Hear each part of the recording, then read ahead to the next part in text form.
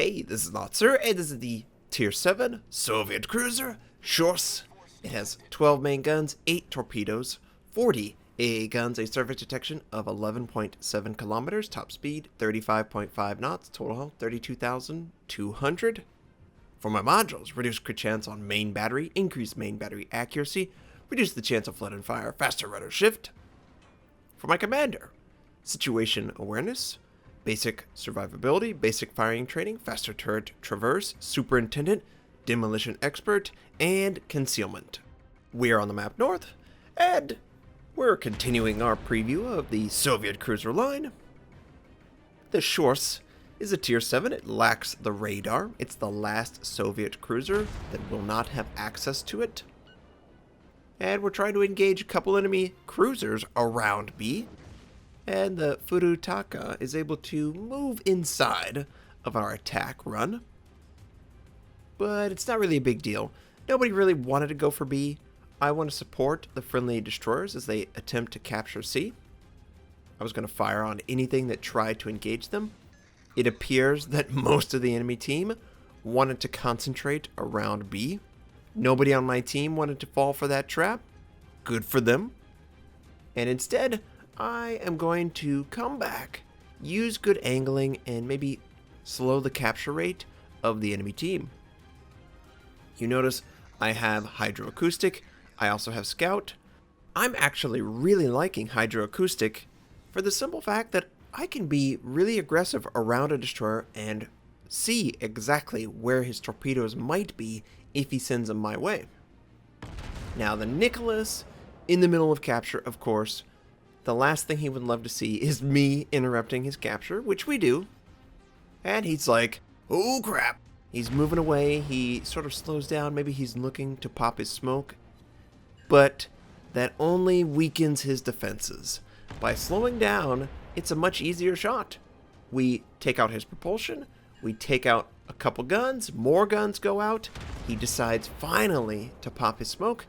And he leaves the capture. So his entire existence has been wasted so far. 50% of his life. And it looked like he actually was going towards the island. Yeah, I think he's right at that edge.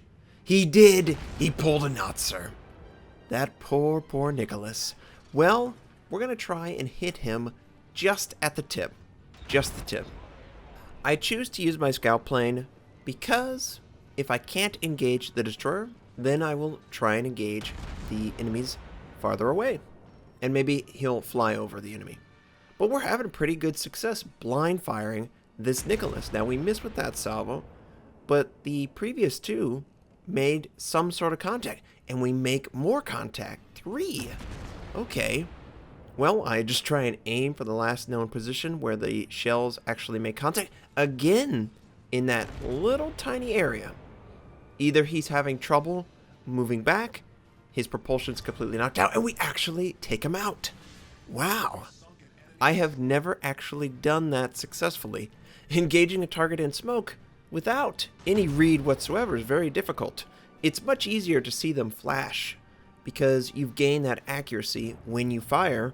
It's as if you see the target still, and that's why you have a lot of success if you've had the opportunity to fire recently when a target is revealed.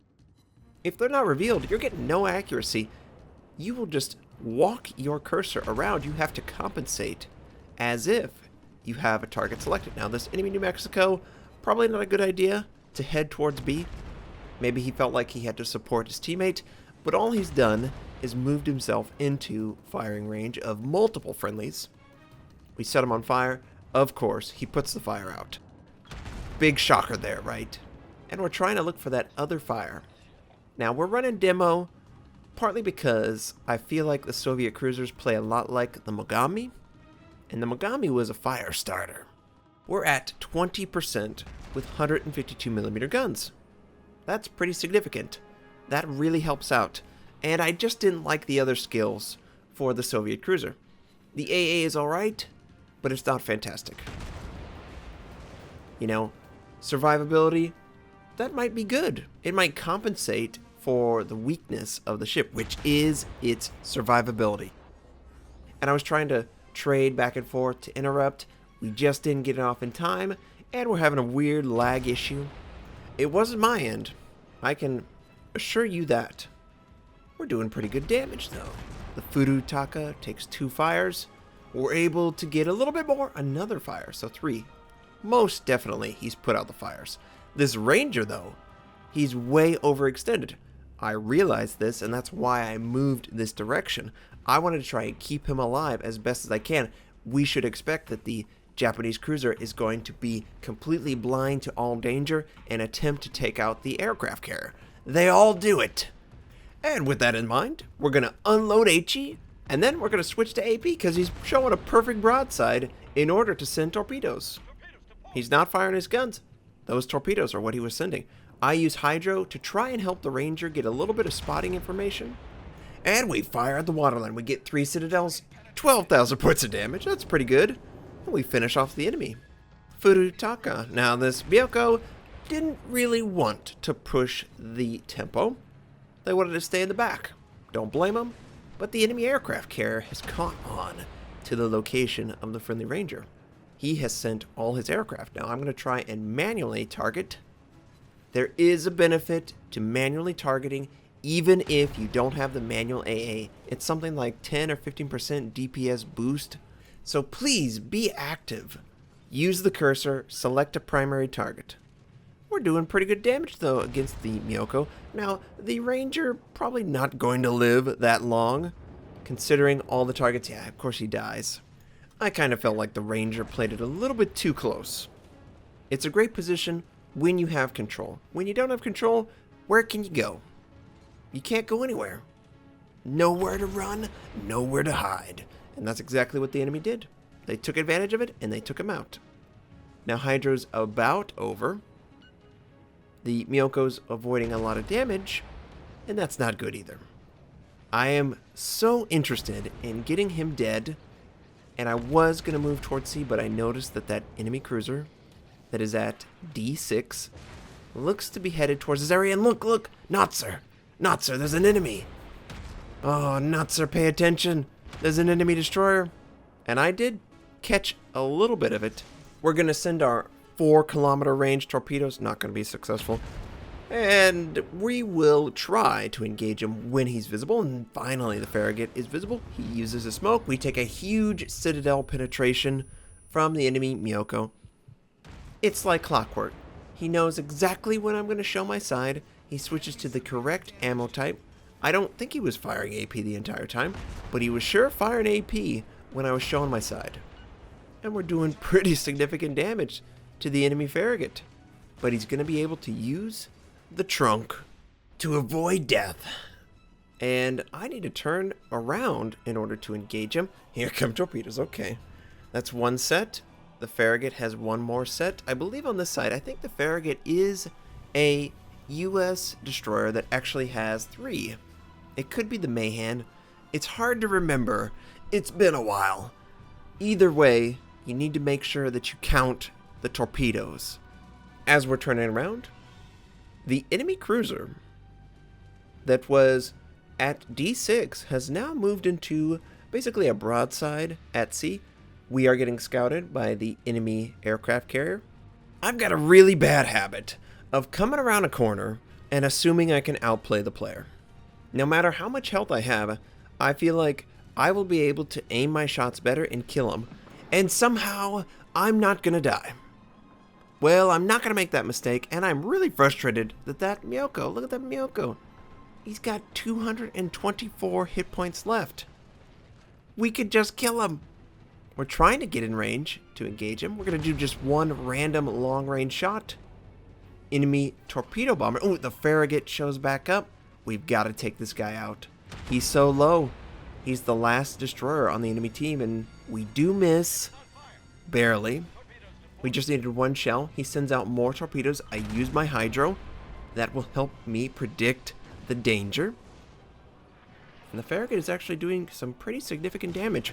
Now, I held on to damage control just long enough where I felt like I'm getting out of range. It's going to be harder for him to land his shots.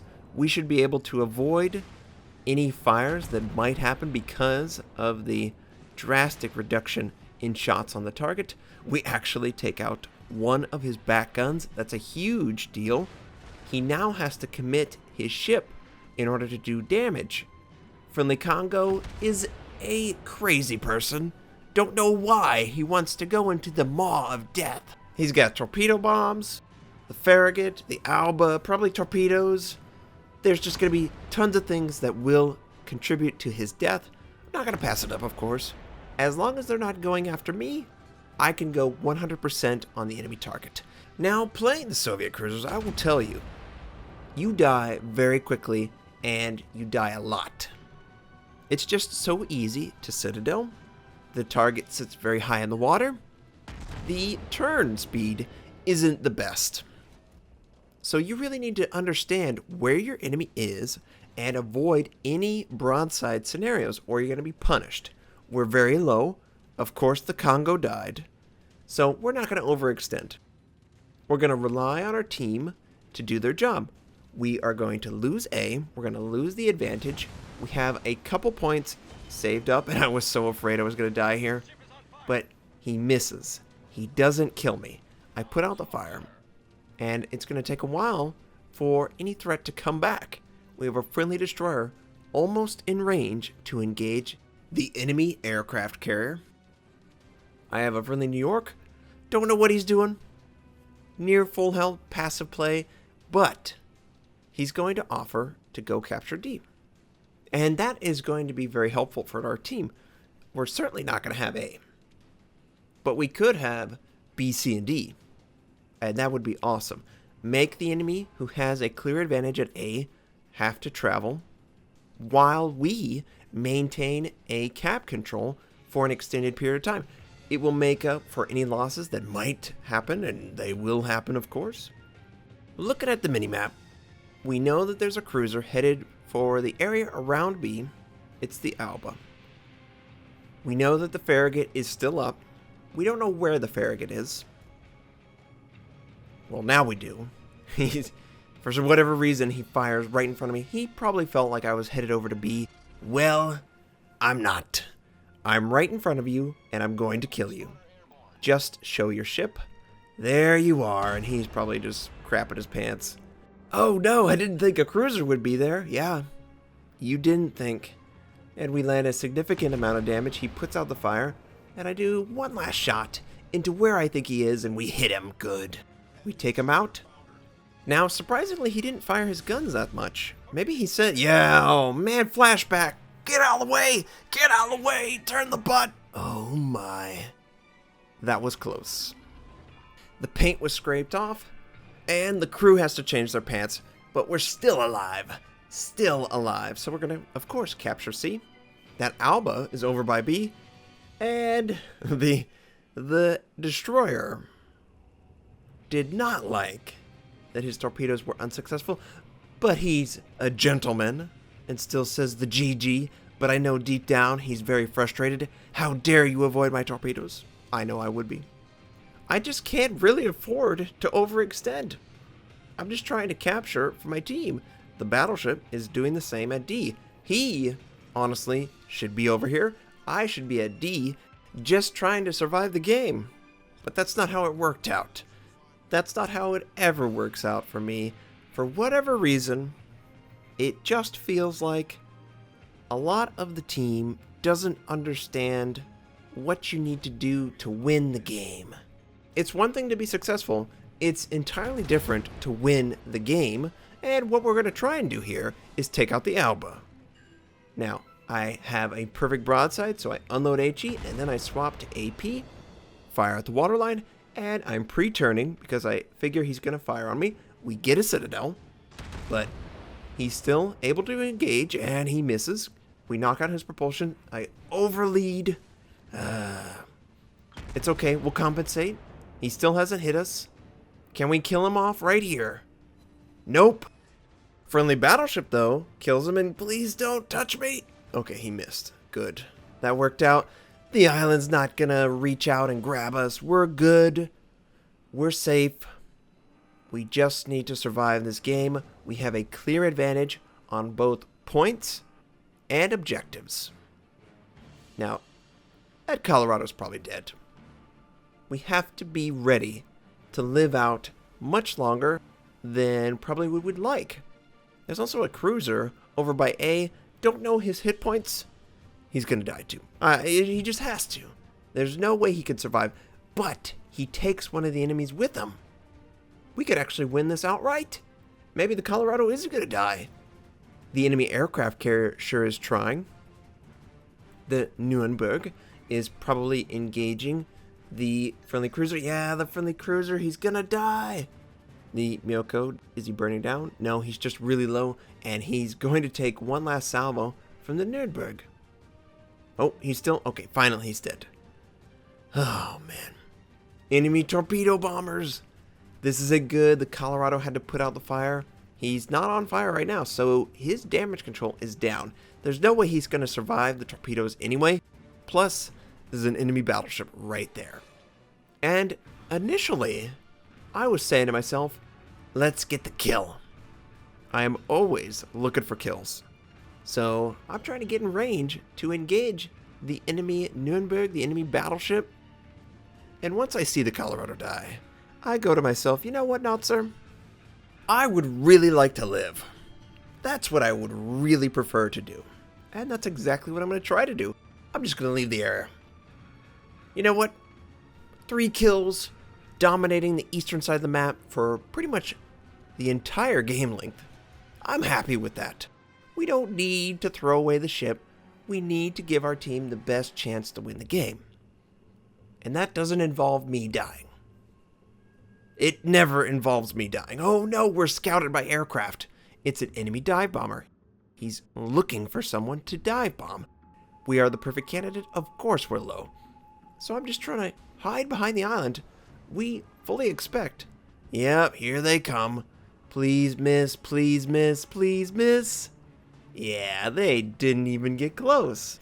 And it looks like the aircraft carrier wasn't in 100% control of the dive bomber. He sends it, and he just now realized I was over in the south side of the map. Too late. Game ended. Now, we earned first blood, the arson medal, and the capture medal, I believe. 3 kills, 2,538 base XP. That was a pretty solid game in the Shchors. I'm really happy with that, actually. We did around 80,000 points of damage. Pretty good. Overall, you can have success. It's a glass cannon, though. You have to know when to push and when to stay away. Otherwise, you're going to take a lot of damage. I hope you enjoyed it. I hope you have a fantastic day, and I'll catch you next time.